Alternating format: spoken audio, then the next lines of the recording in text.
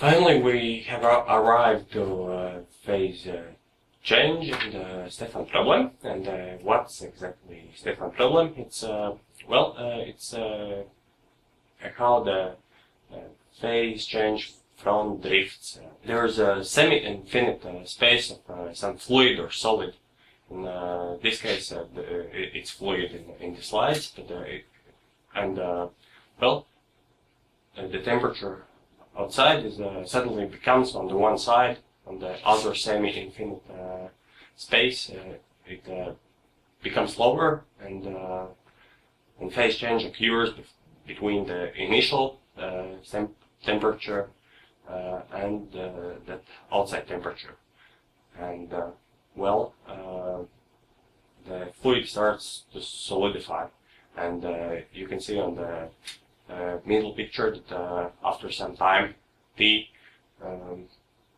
it's a little bit have solidified, and after even greater time in the last picture, more solid is made from fluid, and so on, and the process can go to infinity, and as we have semi-infinite space. In reality, we have finite spaces, and as long as in finite space nothing have solidified till then, it's the approximation is good. We can actually we have a model to approximate this phase change and how it happens with respect to time. First assumption we have is that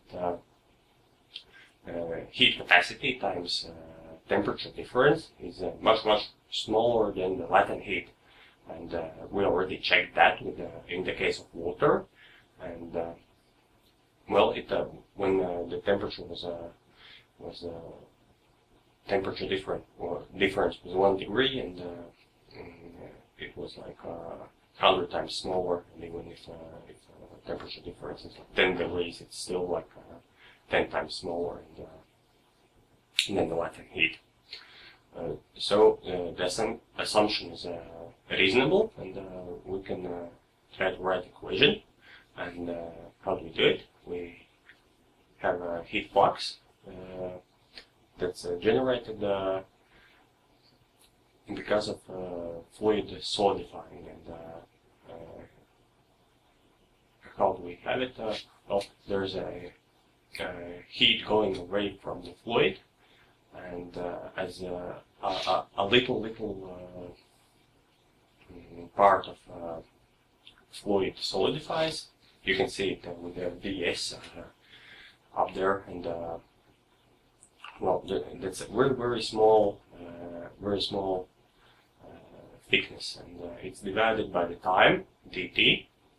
See equation on the left.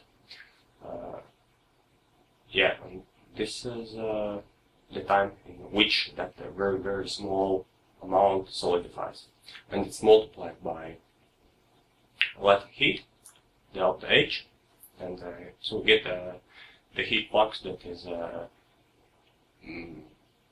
from the fluid solidifying. On the other hand, we have heat conduction through that solid layer that has already formed, and it is dependent on the temperature difference that is constant, and of the thickness of the solid. It will increase, so the overall thermal resistance becomes larger, and that's why it's in denominator. And it's all multiplied by lambda, the thermal conductivity. If we put those two together, we have a nice equation that's in the red box over there, and we can actually solve it, and it's quite easy. It's just simple integration, as you can see here, and we arrive at the result for s, that's distance. And the distance is from the beginning, where is the boundary between the lower temperature and the initial temperature, and and how far the solidification has gone. And you can see it's a square root of material properties and temperature times time. And so you can actually somehow get understanding of how it will look like. And as we have that distance, we can also calculate heat flux through the boundary. And we just take our S and plug it into the heat flux and do some magic with numbers, and you have a formula for heat flux, also in that reddish brown rectangle. And we are going to compare this analytical solution we just got with the numerical we are going to do with the WUFI in a short time.